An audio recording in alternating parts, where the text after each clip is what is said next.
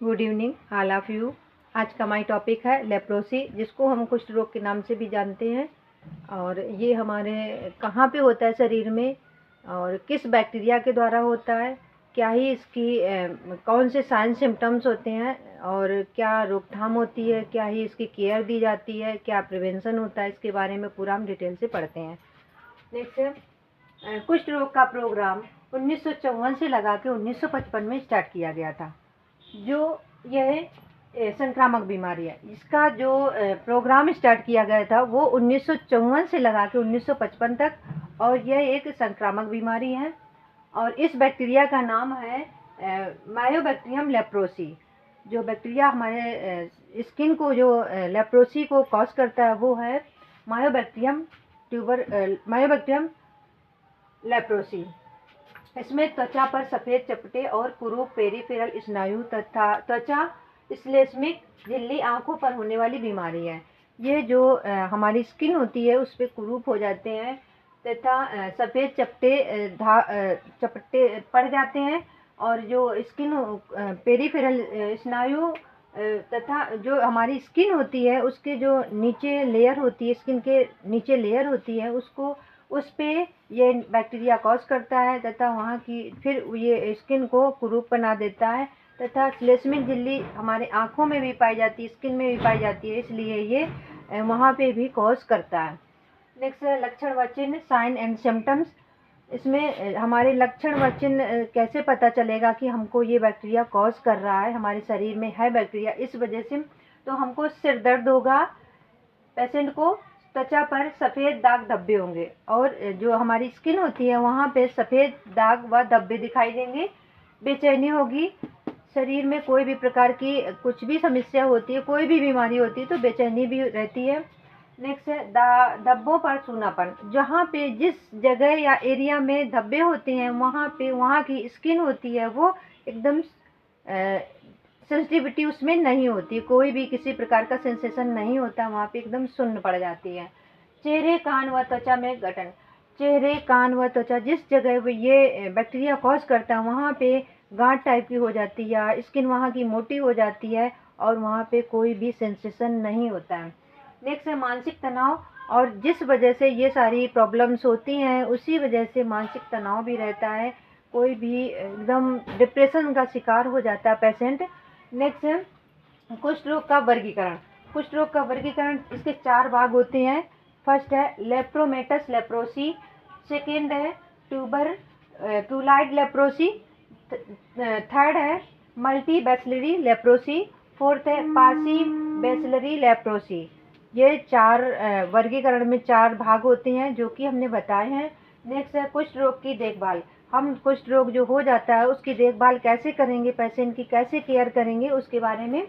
शरीर से निकलने वाला स्रावों को नष्ट करना। जो भी हमारे शरीर से निकलता है या पेशेंट के निकलता है उन स्रावों को हमें नष्ट करना है। नेक्स्ट है रोकथाम के उपायों का पालन करना। जो भी रोकथाम के उपाय के बारे में बताया गया है उसके उन उपायों को हमें पूर्ण रूप से पालन करना है। नेक्स्ट है पर्याप्त आहार लेना। पर्याप्त जितना भी आहार बताया जाता है उतना न्यूट्रिशन लेना है पेशेंट को। कम संपर्क, और कम जितना ज़्यादा से ज़्यादा हो वो पेशेंट कम लोगों से संपर्क करे, क्योंकि ये इन्फेक्टेड बीमारी है, संक्रामक बीमारी है, इस वजह से ज़्यादा लोगों के संपर्क में ना रहें तो जल्दी आराम मिलेगा, नहीं तो बैक्टीरिया अन्य व्यक्तियों को भी ये कॉज कर सकता है। नेक्स्ट, स्वास्थ्य शिक्षा देना, और हम पेशेंट को या अन्य लोगों को भी जागरूक कर सकते हैं स्वास्थ्य शिक्षा के बारे में। पेशेंट को तो बताना ही बताना है, जो कम्युनिटी एरिया के जो और लोग हैं उनको भी स्वास्थ्य शिक्षा देनी है। मानसिक सांत्वना देना, और पेशेंट को या उनके घर वालों को मानसिक सांत्वना देना है कि ये पेशेंट ठीक हो जाएगा, ये बीमारी ठीक हो जाती है, ज़्यादा चिंता की बात नहीं है और ज़्यादा परेशान होने की ज़रूरत नहीं है। नेक्स्ट है रोकथाम प्रिवेंशन। बीमारी का पता लगते ही चिकित्सा विभाग को सूचना करना। जैसे ये बीमारी को पता चल जाता है कि ये बीमारी फैल रही है हमारे कम्युनिटी एरिया में, तो हमें तुरंत सूचित करना है चिकित्सा विभाग को। उचित एवं पर्याप्त उपचार देना, और जो उपचार देना है वो उचित देना है, बहुत अच्छे ढंग से देना, और पर्याप्त उपचार देना है। जितनी ज़रूरत है, जितनी नीड है उतनी ही देनी है, ज़्यादा देने की आवश्यकता नहीं है, नहीं तो और भी दिक्कत हो सकती है। तो पर्याप्त और उचित आहार देना, उपचार देना है। नेक्स्ट है अंधविश्वास से दूर रहना। और अंधविश्वास से जैसे लोग बता देते हैं कि आप उधर चले जाइए वहाँ ठीक हो जाएगा, तो बिना मेडिसिन के कोई भी बीमारी ठीक नहीं हो सकती है, इसलिए अंधविश्वास से दूर रहना है। बच्चों को पीड़ित व्यक्ति से दूर रखना है। जो बच्चे होते हैं ना, तो उनको पेशेंट से दूर रखना है, क्योंकि बच्चे तो बच्चे होते हैं और बच्चे तो शोर मचाते हैं, कभी चिल्लाते हैं, इस वजह से बच्चों को दूर रखना है। और दूसरी बात, बच्चों को भी वो बीमारी हो सकती है, इसलिए बच्चों को दूर रखना है। रोगियों को अलग अलग कमरे में रखना है। और ये जो पेशेंट होते हैं, कुछ रोग के पेशेंट होते हैं लेप्रोसी के, तो उन पेशेंट को अलग अलग कमरे में शिफ्ट करना है। ये नहीं कि अगर 2 पेशेंट हैं तो एक ही रूम में कर देना है, तो ऐसा कुछ नहीं। 2 या 3 हो पेशेंट, उनको अलग अलग रूम में शिफ्ट करना और अलग अलग देख रेख करनी है। नेक्स्ट, स्वास्थ्य शिक्षा देना। और उनके घर वालों को, पेशेंट के घर वालों को स्वास्थ्य शिक्षा देना है, तथा कम्युनिटी एरिया में जितने भी लोग रहते हैं उनको भी स्वास्थ्य शिक्षा देनी है। नियंत्रण, कंट्रोल, कैसे हम कंट्रोल करेंगे लेप्रोसी या कुष्ठ रोग को?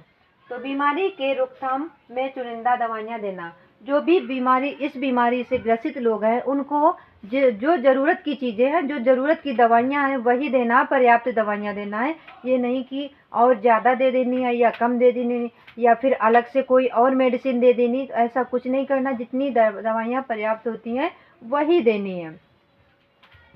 कम से कम 3 माह तक दवाइयाँ देनी है, और कम से कम 3 माह तक दवाइयाँ चलनी चाहिए, देनी चाहिए, तभी पेशेंट को आराम मिलेगा, जल्दी से ठीक हो जाएगा।